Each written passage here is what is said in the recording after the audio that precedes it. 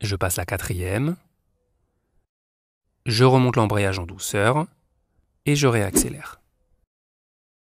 Et pour passer la cinquième, toujours la même chose, je lâche l'accélérateur, embrayage, cinquième, je remonte l'embrayage et je réaccélère. Exemple en circulation.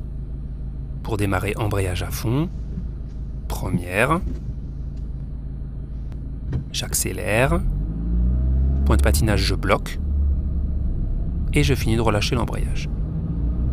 Pour passer la deuxième, je lâche l'accélérateur, embrayage, deuxième, je remonte l'embrayage et je réaccélère. Je prends de la vitesse et je vais passer la troisième, je lâche l'accélérateur, embrayage, troisième, je remonte l'embrayage et je réaccélère.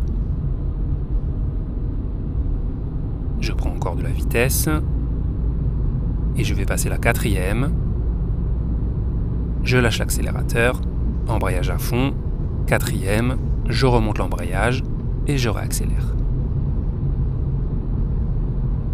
Voilà pour la montée de vitesse. Juste avant de passer à la suite, une parenthèse rapide pour vous dire que cette vidéo est un extrait de notre formation complète au permis de conduire. Si vous voulez rejoindre la formation pour accéder à plein d'autres vidéos sur l'autoroute, les ronds-points, les manœuvres, etc., cliquez sur le lien qui vient d'apparaître en haut à droite. Ou sinon, je vous mets aussi le lien dans la description de cette vidéo. Voilà, on passe à la suite. On va voir maintenant comment descendre les vitesses, c'est-à-dire comment rétrograder. On vient de voir que quand j'accélère, quand je roule de plus en plus vite, je dois monter les vitesses.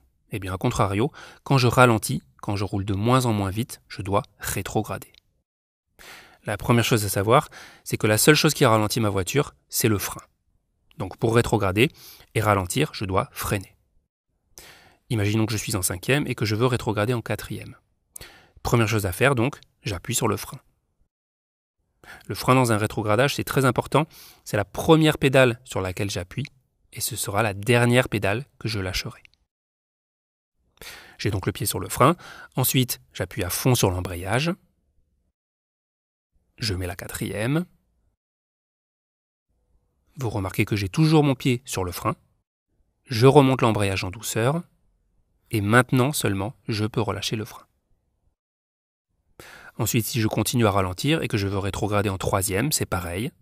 Je commence par le frein. Je garde le pied sur le frein et j'appuie à fond sur l'embrayage. Je rétrograde en troisième.